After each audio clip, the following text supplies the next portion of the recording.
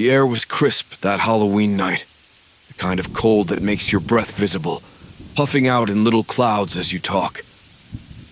Leaves, brown and brittle, crunched beneath the feet of Tommy, Sarah, Jake, and Emily as they made their way down the forgotten street on the edge of town.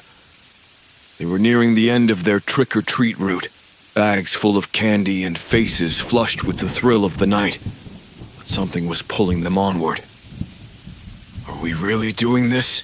Sarah asked, clutching her pumpkin-shaped bucket a little tighter. Her witch hat flopped lopsided over her tangled curls. She tried to sound brave, but everyone could hear the tremor in her voice. Tommy, ever the ringleader, flashed a grin, his vampire fangs glinting in the dim streetlight. "Come on, we've hit every house except this one. You know, the stories are just to scare little kids." "I don't know," Jake muttered, adjusting his werewolf mask nervously. "My brother said he heard weird noises coming from that place last year, like whispering." "Your brother's an idiot," Emily shot back, rolling her eyes.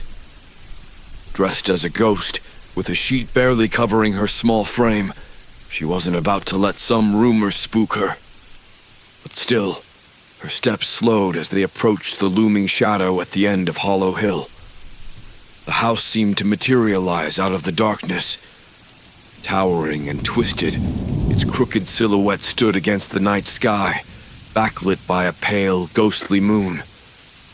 The windows were dark, the shutters hanging at odd angles, as if they were barely clinging to the decaying walls. A rickety fence surrounded the yard, its gate creaking ominously as the wind blew through. No decorations, no jack-o'-lanterns, just a single flickering light at the doorstep. "I bet no one even lives here anymore," Sarah said, her voice barely a whisper. "Maybe we should just..." Before she could finish, Tommy marched up to the gate and pushed it open with a rusty screech. "We're already here. Might as well see if they've got anything good." The others hesitated, their feet rooted to the sidewalk, but Tommy's confidence was contagious, and one by one they followed him up the path. The house seemed to groan as they approached, its floorboards creaking beneath their feet as they stepped onto the porch. Tommy knocked. Once. Twice. The sound echoed like a drumbeat through the stillness of the night. For a moment, nothing happened, and they all held their breath, ready to bolt. Then the door swung open with a slow, eerie creak. A figure stood in the doorway, cloaked in shadow. She was tall, hunched slightly, and her face was hidden beneath the wide brim of a black hat. In one bony hand, she held a bowl of candy, its contents glimmering in the dim light. The smell of something sweet, too sweet, wafted from the doorway, thick like syrup, making their heads swim. "Trick or treat," Tommy said, his voice sounding smaller than he'd intended. The woman smiled, her teeth far too sharp, her eyes gleaming from beneath the hat. "Ah, children," she purred, her voice like a hiss of wind through dead leaves. "You've come for sweets, I see." Her hand dipped into the bowl, pulling out candy wrapped in shiny metallic colors. Each piece was a different shape, some small and round, others long and twisted, all strange. "Take one," she said, holding the bowl out to them. They hesitated, but Tommy reached first. His hand hovered over the bowl before he snatched a piece, a deep crimson candy shaped like a rose. Sarah, not wanting to seem afraid, took one next, followed by Jake and Emily, each grabbing a different candy without really looking. The woman's grin widened. "Enjoy," she whispered, her voice trailing after them as they backed away from the door. The door creaked shut, but the sound of her laughter, low and soft, like distant thunder, echoed in their ears long after they left the porch. As they hurried back down the path, the strange candies burning in their hands, None of them noticed the way the shadows seemed to stretch and follow them. The group didn't speak much as they made their way down the hill, the witch's house shrinking behind them. It wasn't until they reached the first intersection, where the streetlights buzzed faintly, that Sarah broke the silence. That was weird, right? Like, really weird. Tommy shrugged, though he didn't look as confident as before. She's probably just some old lady getting into the Halloween spirit. I mean, we got candy, didn't we? Emily held up her piece, a shimmering gold candy shaped like a star. These look nothing like the stuff from the other houses. She rolled it between her fingers, squinting at it in the streetlight. Who makes candy like this? Jake didn't respond. He was staring at his own, an inky black candy in the shape of a twisted spiral, almost too dark to see in the dim light. It felt heavy in his hand, like it was pulling at something inside him. I'm not sure I want to eat mine, Sarah said, turning hers over. It was a bright emerald green, shaped like a tiny leaf. What if it's cursed or something? That's ridiculous, Tommy said, though there was a note of doubt in his voice. It's candy. It's probably homemade or some weird gourmet stuff. Look. Without waiting for anyone else, he popped his crimson candy into his mouth and bit down. For a moment, nothing happened. Tommy chewed, shrugged, and swallowed. See? It's fine. But then his eyes widened, his face going pale under the glow of the streetlight. Whoa, he muttered, blinking rapidly. That's... Whoa. What? Sarah asked, stepping closer. What's happening? I don't know, Tommy said, his voice distant. I can see things. His eyes darted around as if following something none of them could see. Flashes of the future, I think. I saw you drop your candy, Sarah. Just now. Sarah frowned and looked down at her hand. She gasped. Her candy had fallen onto the ground without her noticing. You just got lucky, she said, but her voice shook. It's not luck, Tommy said, shaking his head. I'm telling you I can see things. Weird stuff. Bad stuff. Jake swallowed hard and looked down at his spiral-shaped candy. He was about to shove it into his bag when something stopped him. Curiosity, or maybe something darker, urged him to unwrap it. The moment the candy hit his tongue, a cold shiver ran down his spine. He looked around, expecting the world to change. But everything looked the same. At first. Jake, Emily asked cautiously. You okay? I don't know, he whispered, glancing around. The streetlights seemed dimmer now, the shadows longer, thicker. He glanced down at his hand, and his heart skipped a beat. His hand wasn't there.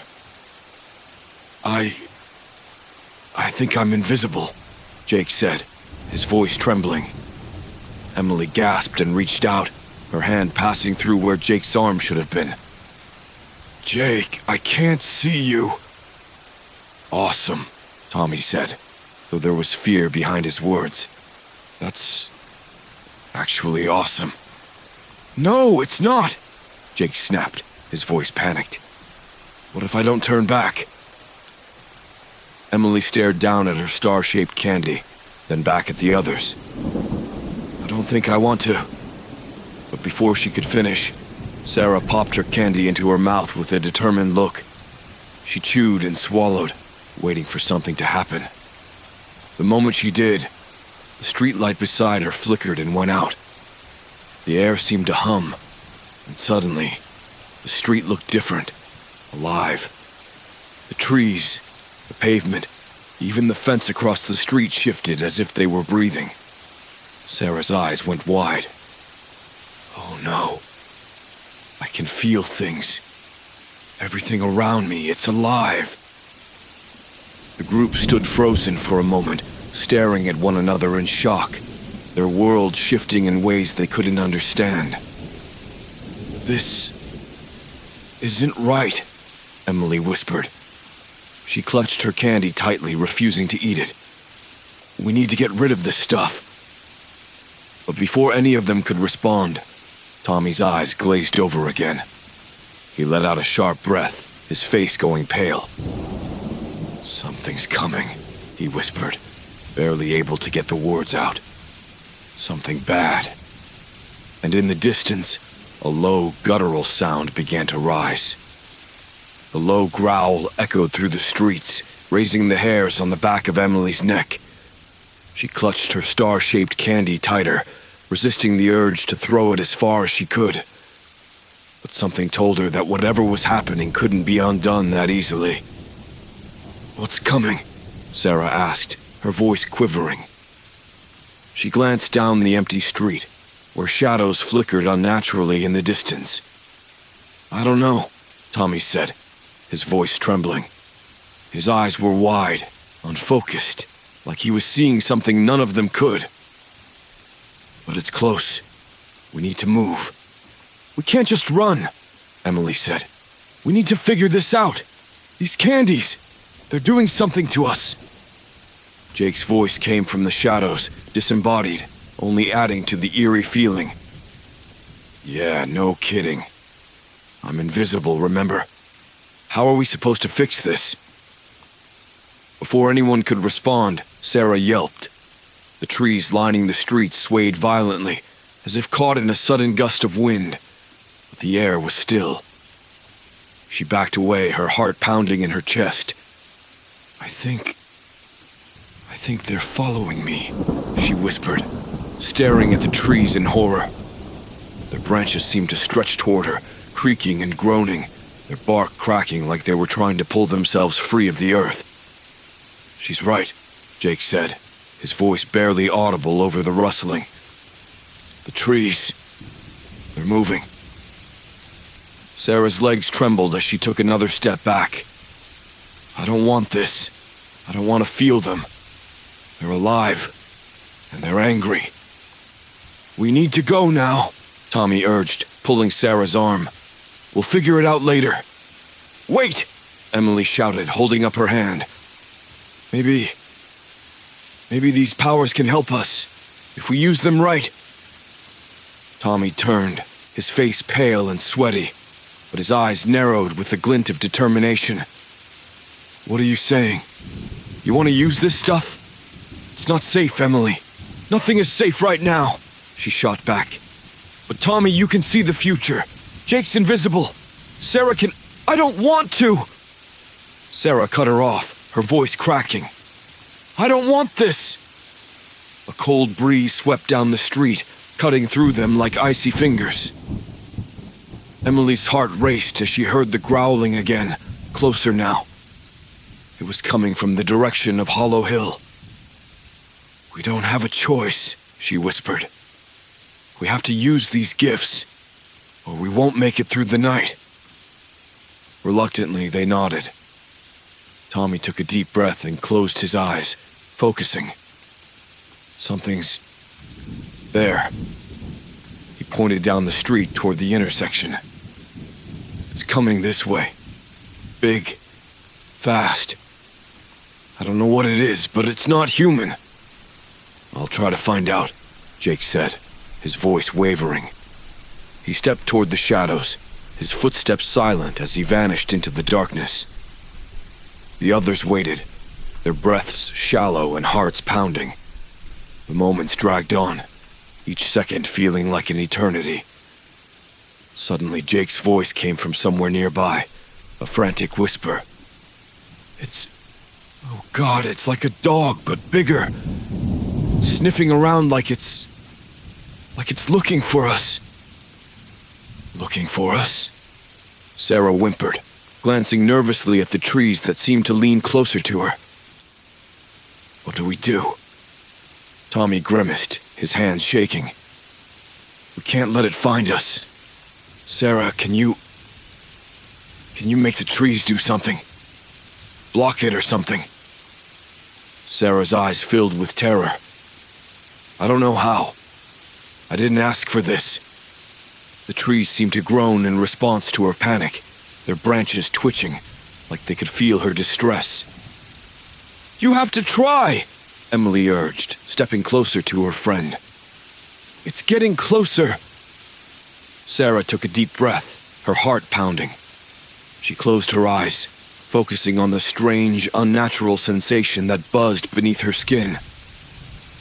The ground beneath them seemed to pulse with energy, and slowly, the trees began to move. Their branches twisted and curled like fingers, creating a barrier between the group and whatever was coming. For a moment, there was silence. The growling stopped. It's working, Tommy whispered. You did it, Sarah. But the relief was short-lived. From the shadows beyond the trees came a low, rumbling sound.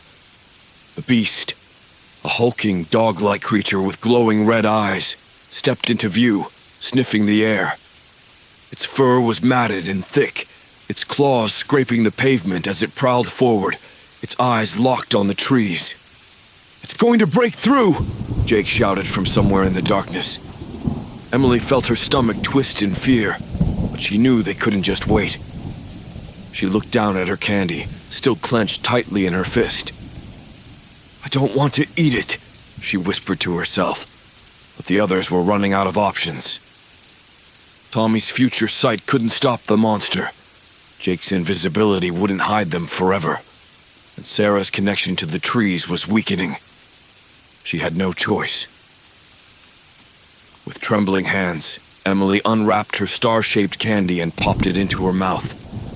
As the sweetness dissolved on her tongue, a strange pressure built behind her eyes. Then, suddenly she knew. Her mind was flooded with thoughts. Their thoughts. She could hear them, feel them. But they weren't coming from her friends. They were coming from the creature. Emily gasped, her mind reeling as the creature's thoughts flooded her senses. The monster wasn't just sniffing them out, it was hungry. The hunger wasn't normal, though. It was deep, ravenous, like it craved something far beyond flesh. The candy. It wants the candy, Emily thought, her stomach turning as the creature's intent became clear. It wasn't hunting them for who they were. It was drawn to the magic inside them, the strange powers given by the witch's gifts, and it wouldn't stop until it had consumed them all. It wants the candy, Emily whispered, clutching her head as the beast paced just beyond the wall of twisting trees. It's drawn to the magic. We're the reason it's here. Tommy's face turned pale. What? So what do we do? Throw it away? Give it back? I don't think that'll work, Jake said, his voice tight with fear. He was still invisible, moving somewhere just beyond the edge of their vision. The thing's not going to stop until it gets what it wants. Sarah shuddered, the branches around her quivering as her connection to the trees wavered. I can't hold it back forever. The trees, they're getting tired, like I'm draining them. We need to do something. Emily's eyes darted around, panic tightening in her chest. They had been given these strange powers, but all they had done was make things worse. They had to go back to where it all started. The witch, Emily said suddenly. We need to go back to her. She's the only one who can fix this. Tommy swallowed hard. Are you crazy? We barely made it out of there the first time. We don't have a choice, Emily snapped, her voice sharp with desperation. She gave us these powers, and now that creature's coming for us because of it. If anyone knows how to stop this, it's her. The growling behind them grew louder, more aggressive. The creature began to claw at the trees, its enormous body pressing against the barrier Sarah had created. Sharp, splintering cracks echoed through the night as its claws scraped deep into the wood, Fine, Tommy shouted. Let's go now. The four of them sprinted back up Hollow Hill, the path winding through the shadows as if the trees themselves were shifting to slow them down. Sarah's power flickered in and out, and each time, the trees seemed to writhe and sway, making the way forward harder to see. Behind them, the beast snarled and thrashed, ripping through the wooden barricade Sarah had conjured.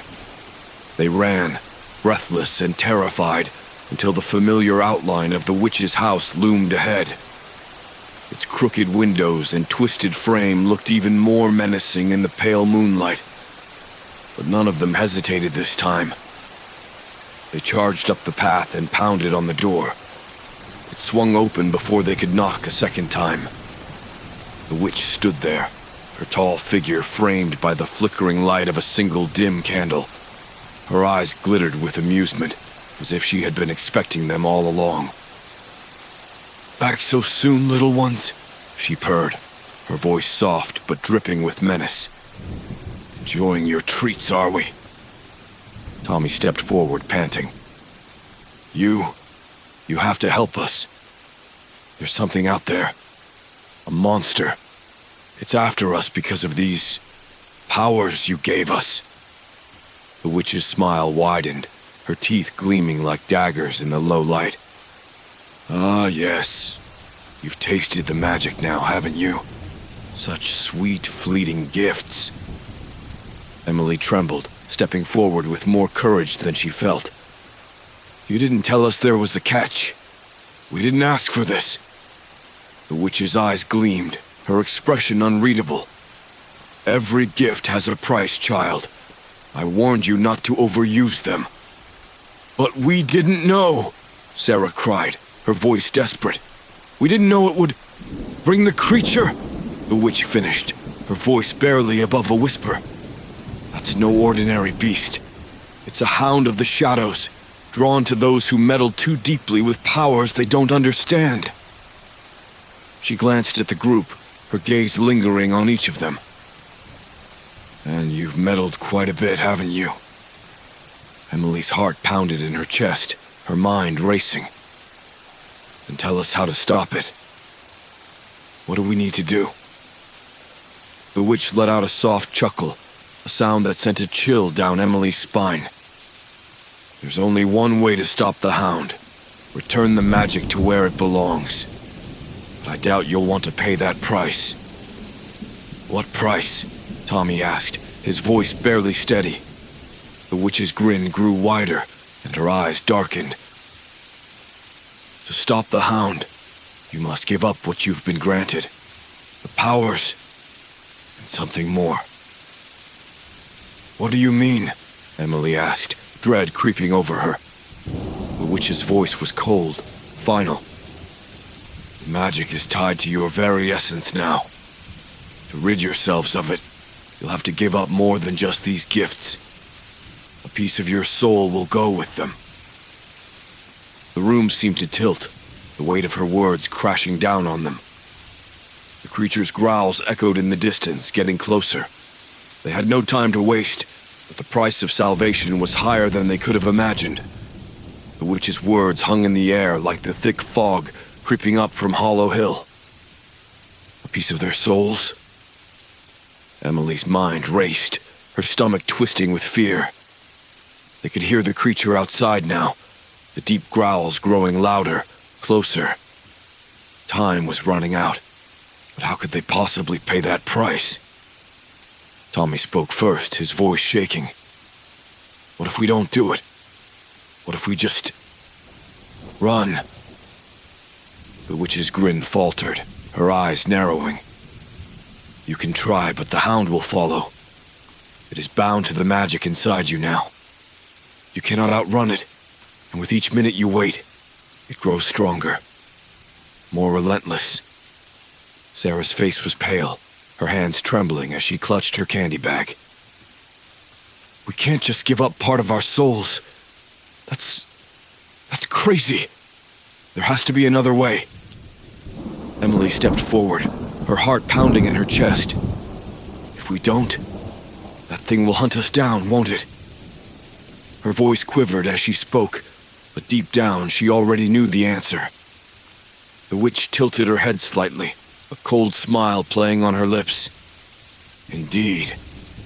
And once it catches you, there will be no more choices to make. The hound consumes everything. Flesh, bone, and yes, even your souls. Jake's disembodied voice cut through the tension. So we're trapped either way. We either lose part of ourselves now or lose everything later. His words echoed eerily, made worse by the fact that none of them could see him. Tommy clenched his fists, glaring at the witch. Why did you do this to us? You could have warned us. The witch chuckled, though there was no warmth in the sound. I gave you what you asked for, child. You wanted candy, didn't you? I gave you something far sweeter. Power. But power always comes with a cost. Outside, the growling grew louder, more insistent. The air in the house grew colder, as if the hound's presence was leaching the warmth from the night. Emily could feel it now, a dark presence lurking just beyond the door, waiting for them to make a move. Fine, Tommy said, stepping forward. His face was pale, but his voice was resolute. Take it back. Take the power. Take whatever you want. I just don't want that thing coming for us. The witch's smile widened and she held out her hand. Very well. If that is your wish, come forward, and I shall relieve you of your burden. Tommy hesitated, staring at her outstretched hand. The others watched, frozen, unsure whether to follow him or run. The weight of the decision pressed down on all of them. No one wanted to lose a piece of themselves, but the alternative, being torn apart by that creature, was far worse. Before Tommy could move, Jake's voice cut through the silence again. Wait, there's something we're missing. They all turned toward the sound of his voice, though they couldn't see him. What do you mean? Sarah asked, her voice trembling. Jake's footsteps echoed softly as he paced, his voice urgent but thoughtful. The hound wants the magic, right? It's coming after us because we used the powers. But what if we don't give them up? What if we use them against it? The witch's smile faltered, and for the first time her eyes darkened with something like annoyance. You are children. You do not understand the forces you're dealing with. The hound cannot be fought. It is a creature of the shadows, a hunter of magic. You would only make things worse. But we haven't really tried, have we? Jake persisted, his invisible presence moving closer. We've been running, hiding. But maybe these powers can do more than just cause trouble. Maybe we can use them to fight back. Emily felt a flicker of hope stir in her chest. Jake had a point. They had been reacting, letting the magic control them. But if they worked together, maybe, just maybe, they could turn the tables. Sarah looked uneasy, but her gaze shifted to the trees outside, which were still moving in response to her emotions. I don't know if I can control it enough to stop that thing. You won't have to do it alone, Emily said softly. We'll all use our powers. Together. The witch's expression grew cold, her smile vanishing as her eyes darkened.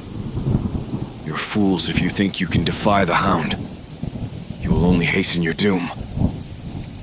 Tommy took a step back, uncertainty crossing his face. What if she's right? We could make things worse. We don't have a choice, Jake interrupted, his voice stronger now. If we don't try, we're done for anyway. I'd rather go down fighting than give up a piece of myself forever. The ground beneath them trembled as the hound's growls intensified. It was close now, so close that the floorboards seemed to vibrate with the weight of its footsteps. They had no time left. Emily swallowed hard and stepped forward, her resolve hardening. I'm in. If we can fight it, we fight. Jake's invisible form shifted beside her. Me too. Sarah hesitated, her eyes wide with fear. But after a moment she nodded, her voice barely a whisper. Okay, I'll try. Tommy's face tightened with worry, but he clenched his fists and nodded. Let's do it. The witch's eyes gleamed with cold amusement, but her smile was gone. Very well. Fight if you must. But remember, magic always has a price, whether you win or lose. With a final eerie chuckle, she stepped back into the shadows of her house, leaving them alone to face the approaching darkness. And as the hound's snarling breath filled the air, the group braced themselves, ready to make their final stand. The Hound of Shadows appeared at the edge of the witch's yard, its hulking form barely visible in the murky darkness. Its glowing red eyes pierced through the night, locking onto the group as it sniffed the air. The creature was massive, easily the size of a bear, its fur matted and dripping with something dark and foul. Long, jagged claws scraped against the earth, and its teeth gleamed like shards of broken glass. Emily's heart pounded in her chest, but she held her ground. They had made their choice. There was no turning back now. The creature growled low in its throat, a sound that reverberated through the ground, making the stones tremble beneath their feet. Everyone ready? Tommy asked, his voice tight with fear. Ready as I'll ever be, Jake's disembodied voice replied, though there was an edge of panic to it. If this doesn't work, it will, Emily said, trying to sound braver than she felt. It has to. The hound took a step closer, its eyes narrowing as it sensed their defiance. It was waiting, watching, as if daring them to make the first move. Emily could feel the weight of its hunger pressing down on them, the dark pull of the magic that had bound it to them. This wasn't just a creature. It was a force, something ancient and unyielding. Sarah stood off to the side, her face pale but determined. Her connection to the trees had weakened, but they still swayed slightly, responding to her will. She took a deep breath, focusing on the ground beneath her, and the roots began to stir, slowly snaking toward the hound's feet. I'll try to trap it. Slow it down, she whispered, her voice strained. Tommy stepped forward, closing his eyes, his brow furrowed in concentration. His future sight had given him glimpses of what was coming, dark visions of what could happen if they failed. But he pushed them aside. I can't see far ahead anymore, he said quietly. But I'll try to keep us one step ahead of it. Emily felt her star-shaped candy humming with energy in her pocket, the remnants of its power buzzing inside her head. She could still hear fragments of the hound's thoughts, its hunger, its rage. But something else flickered beneath the surface. There was fear there too, though it was buried deep beneath its primal instincts. It's scared of something, she whispered. It knows we have the magic, and that makes it vulnerable. Jake's invisible presence shifted beside her, his voice tight with fear. But it's still coming, Emily. What do we do? The hound snarled, finally lunging toward them with terrifying speed. The ground shook as it charged, its massive jaws snapping at the air. Now! Emily shouted. Sarah raised her hands, and the trees obeyed. Roots shot out from the earth, tangling around the hound's legs, dragging it to a stop just before it reached them. The creature thrashed wildly, its claws tearing through the roots, but Sarah held on, her face twisted in concentration. Tommy's eyes flicked back and forth, reading the future in flashes. Left! Jake! Move left! Jake darted to the side, his invisible form just barely avoiding the hound's snapping jaws. I can't fight this thing if it can't see me! Jake yelled, frustration seeping into his voice. Good! Tommy shouted. Keep it confused! The hound howled in frustration, thrashing harder as it broke free of Sarah's roots. It lunged again, but this time, it hesitated, its eyes flicking toward Emily. Emily's mind raced. It knows, I can hear it. She closed her eyes, focusing on the creature's thoughts, trying to find something, anything, that would help them stop it. Suddenly, an image flashed in her mind. The witch's house, dark and empty, a single candle flickering in the window. The hound didn't just want their magic. It wanted to return to the shadows, to the void it had come from. And there was only one way to force it back. We need to use all of our powers together, Emily said, her voice rising with urgency. If we combine them, we might be able to send it back to wherever it came from. How do we do that? Sarah asked, her hands trembling as the tree swayed unsteadily beside her. I don't know, Emily admitted, her heart pounding in her chest. But we have to try. The hound roared, lunging toward them again. This time, Tommy's warning came too late. Its claws raked across his arm, sending him crashing to the ground. Tommy! Sarah screamed, rushing to his side. Blood seeped through his sleeve, but he forced himself to stand, wincing in pain. Emily's mind raced. They had to act now before it was too late. Everyone focus on the magic! Use it! Push it out! Toward the hound! Sarah nodded, her eyes wide with fear but filled with determination. She closed her eyes and the trees groaned, their branches stretching out, wrapping around the hound's limbs.